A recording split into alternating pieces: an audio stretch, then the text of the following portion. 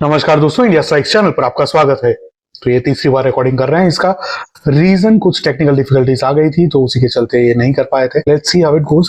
तो बात करेंगे इस वीडियो में जो असाद रिजीम पूरी चेंज हुई है, जो तख्ता पलट हुआ है सीरिया में, उसके बारे में। वहां पर जो लोग आए हैं, जिन लोगों ने अलग अलग रीजन्स में कब्जा किया है, उन लोगों के बारे में, और भारत पे और पूरी दुनिया पे इसका क्या असर पड़ने वाला है, उसके ऊपर भी नजर डालेंगे। शुरू करने से पहले वीडियो को लाइक करें, चैनल को सब्सक्राइब करें, बेल आइकन दबा दें ताकि आपको इस प्रकार की खबरें और एनालिसिस मिलते रहें। तो आइए शुरू करते हैं। तो सबसे पहले बात करें पिछले 6 दिनों में सीरिया में जो गतिविधियां हुई उसके बारे में। तो 6 दिन पहले एलेपो में परिस्थितियां पूरी बदल गई और वहां पर एचटीएस ने, एक जो कि आतंकी संगठन है, उसने कब्जा कर लिया। और उसके बाद धीरे धीरे धीरे धीरे करके एक एक सिटीज फॉल करते गए, गिरते गए, रिबेल्स के हाथ में, जो भी विद्रोही थे उन लोगों के हाथ में जाते गए। और अल्टीमेटली कल ये खबर निकल कर आई कि असाद ने अपनी जो गद्दी है वो छोड़ दी है और वो वहां से निकल गया है। आज सुबह ये खबर कंफर्म हुई है कि वो मॉस्को अपने परिवार के साथ पहुंच गया है और वहां पर असाइलम लेकर रह रहा है। तो हाल में सीरिया में जो सत्ता चल रही थी पिछले काफी दशकों से असाद फैमिली की, वो खत्म हो गई है। शियाओं की जो रिजीम चल रही थी, जो सत्ता चल रही थी, वो खत्म हो गई है और सुन्नियों ने वहां पर कब्जा कर लिया है। अब ये जो शिया सुन्नी का मामला है, वो काफी लोग सोचेंगे कि क्यों अंदर अंदर मुस्लिम ही एक दूसरे से लड़ रहे हैं। तो ये चीजें अभी की नहीं है। जब से इस्लाम संभवतः एग्जिस्टेंस में आया है, तभी से शिया और सुन्नी और अलग अलग जो सेक्ट्स हैं, उन लोगों के बीच में झगड़े चलते आए हैं। यहाँ तक कि भारत में भी 1908 में, 1930 के दशक में, 1960 और 70 के दशक में भी कई सारे राइट्स दर्ज किए गए हैं, रिकॉर्ड किए गए हैं, जिसमें इस्लाम के दो अलग अलग सेक्ट्स, दो अलग अलग फिरके आमने सामने लड़ रहे हैं, शिया और सुन्नी आमने सामने लड़ रहे हैं। तो उनके कई सारे रिकॉर्ड्स भारत में भी हैं और इसी प्रकार से पूरे इस्लामिक वर्ल्ड में इसी प्रकार की गतिविधियां चल रही हैं। जहां पर एक तरफ ईरान है जो कि शिया है, उसी प्रकार का यहाँ पर सीरिया था जो कि शिया था, उसको सपोर्ट मिल रहा था ईरान से, उसको सपोर्ट मिल रहा था रशिया से। तो उसी प्रकार से यहाँ पर असाद की जो रिजीम थी वो एक शिया रिजीम थी और उसके ऊपर तख्ता पलट करके सुन्नियों ने कब्जा कर लिया है। अब ये जो वहां पर कब्जा हुआ है उसमें भी बहुत ही कॉम्प्लिकेशंस हैं। तो शुरुआत में हमको भी समझने में थोड़ी दिक्कत हुई थी, लेकिन धीरे धीरे पिक्चर क्लियर हुआ। जो बादल थे वो झड़ते गए, उसके बाद पिक्चर क्लियर होके आया कि वहां पर जो अलग अलग रीजन्स हैं, अलग अलग टेरिटरीज हैं, वो अलग अलग ग्रुप्स ने कैप्चर की हैं। जी हाँ, सबसे पहले अगर बात करें सीरिया का जो नॉर्थ ईस्ट का रीजन है उसकी, तो वो एक कुर्द कम्युनिटी है जो कि इन लोगों से पूरी अलग है। उन लोगों ने उस पर्टिकुलर रीजन में कब्जा कर लिया है। तो नॉर्थ ईस्ट का जो रीजन है उसमें कुर्द लोगों का कब्जा है। उन लोगों के जो रिबेल्स थे, उनके जो विद्रोही थे, उन लोगों ने कब्जा करके रखा है। अब ये जो कुर्द है वो काफी पुराने कम्युनिटी है। जिस तरह से पारसीज हैं, उसी तरह से कुर्द भी थे इस पर्टिकुलर रीजन में, जिसमें कुर्दिस्तान का कुछ रीजन है जो सीरिया में आता है, कुछ रीजन है जो तुर्की में आता है, कुछ रीजन है जो इराक में आता है, कुछ रीजन है जो ईरान में आता है। तो कुर्दिस्तान पूरा बटा हुआ है, कुर्द अलग अलग देशों में बटे हुए हैं। तो उसी में से सीरिया वाली जो कम्युनिटी है उसने सीरिया के नॉर्थ ईस्ट रीजन को कैप्चर कर लिया है और अपने कब्जे में ले लिया है। अब कुर्द जो है वो कंपैरेटिवली शांत है, वो उतने अग्रेसिव नहीं है, वो एथनिक क्लेंजिंग में ज्यादा नहीं पड़ते हैं। तो वहां पर जो भी क्रिश्चियंस हैं या फिर जो भी माइनॉरिटीज हैं, सीरिया के माइनॉरिटीज हैं, उन लोगों को एक सेफ हेवन मिल सकता है। अब ऐसा हम क्यों कह रहे हैं, तो उसके ऊपर भी आपको आगे समझ में आएगा। इसके अलावा जो दूसरा रीजन है, नॉर्थ वेस्ट का जो रीजन है सीरिया का, वहां पर कब्जा किया है एचटीएस ने। हायत तहरीक अल शाम नामक एक ऑर्गेनाइजेशन है, एक मिलिटेंट ग्रुप है, जिन्होंने उस पर्टिकुलर रीजन पर कब्जा कर लिया है। अब ये एचटीएस कौन है? तो एचटीएस को जुलानी नामक एक आतंकवादी लीड करता है। अब ये वही जुलानी है जो पहले अल कायदा में कमांडर था और इसके ऊपर यूएसए के द्वारा $10 मिलियन की बाउंटी भी रखी गई थी। जी हाँ, हाल में एचटीएस जिन्होंने नॉर्थ वेस्ट का रीजन सीरिया का कैप्चर कर लिया है, उन लोगों का जो लीडर है जुलानी, वो अल कायदा का मेंबर था। अल कायदा का ही दूसरा नाम एचटीएस है, ऐसा अगर कहें तो भी उसमें कुछ गलत नहीं होगा। और उसी का एक मेंबर, उसी का एक कमांडर हाल में एचटीएस को लीड कर रहा है, जिन्होंने सीरिया की जो नॉर्थ वेस्ट की टेरिटरी है उसको कैप्चर कर लिया है, उसको अपने कब्जे में ले लिया है। इसके अलावा अगर जो साउथ ईस्ट की जो कम्युनिटी है उसको अगर देखें, तो साउथ ईस्ट की जो टेरिटरी है उसमें बैठा हुआ है यूएसए।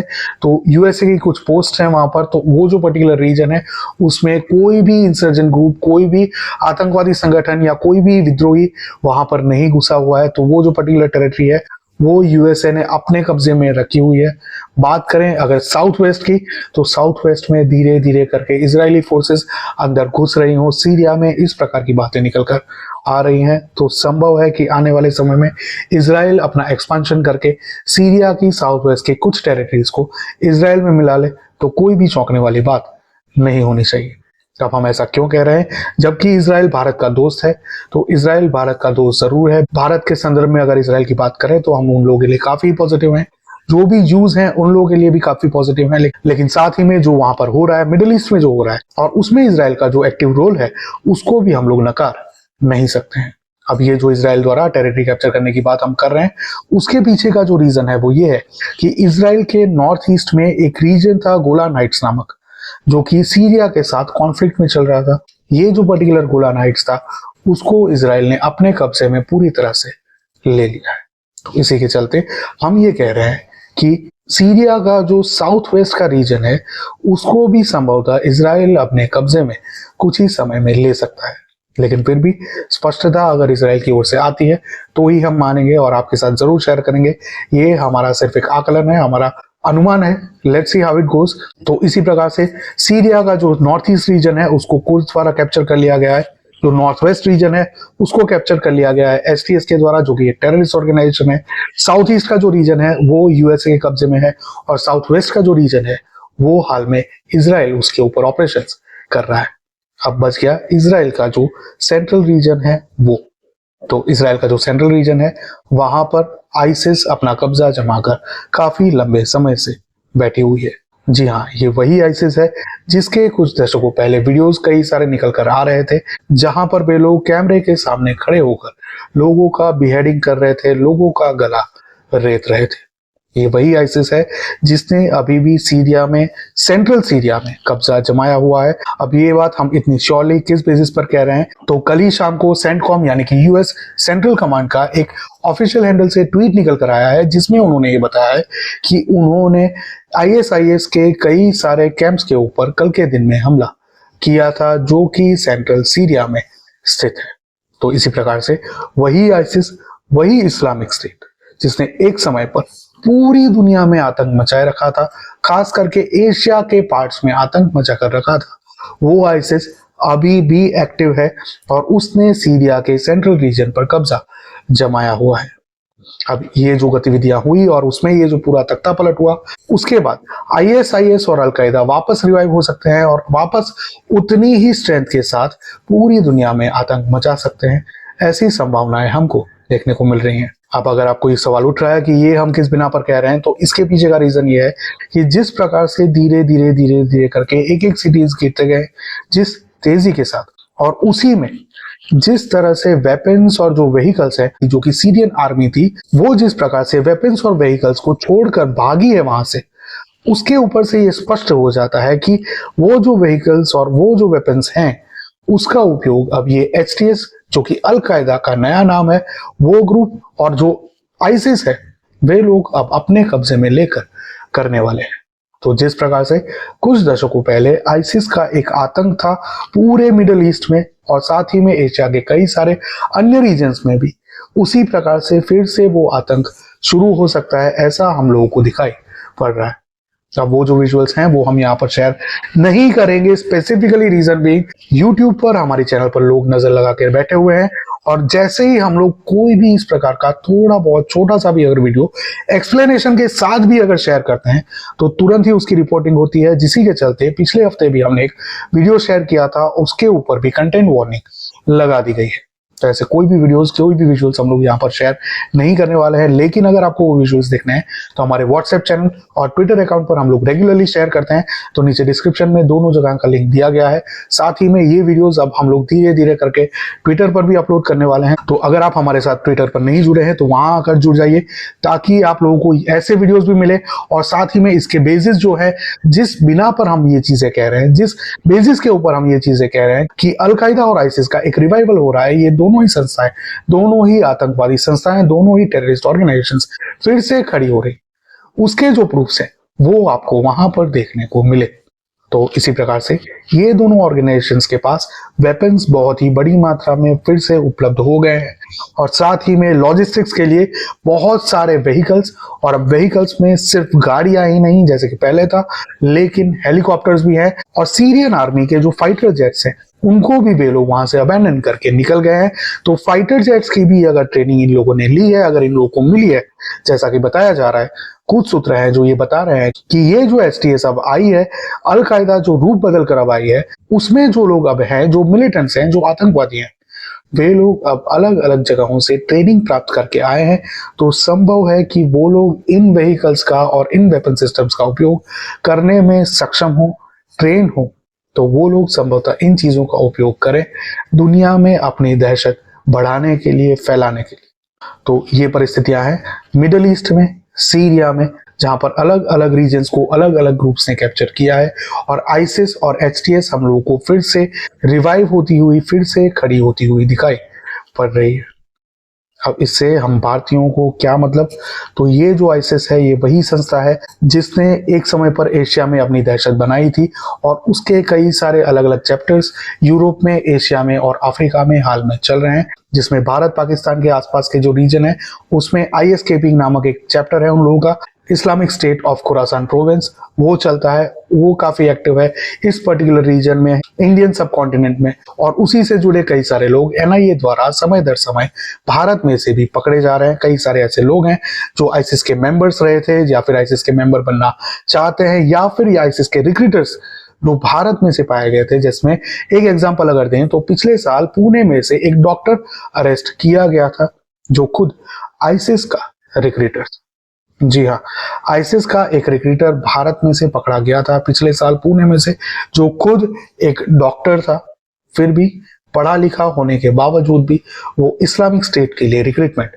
करता था, आतंकवादियों का रिक्रूटमेंट वो करता था। तो इसी प्रकार से सिर्फ इंडिया के लिए ही नहीं बल्कि पूरी दुनिया के लिए ये जो पर्टिकुलर रिवाइवल है एचटीएस और आईसिस का, वो बहुत ही खतरनाक होने वाला है। अब ये अभी ही क्यों हुआ, तो सबसे पहले इसका अगर रीजन देखें तो हाल में असाद की जो रिजीम है उसको सपोर्ट करने वाले दो मेन लोग थे, एक था शिया ईरान, दूसरा था रशिया।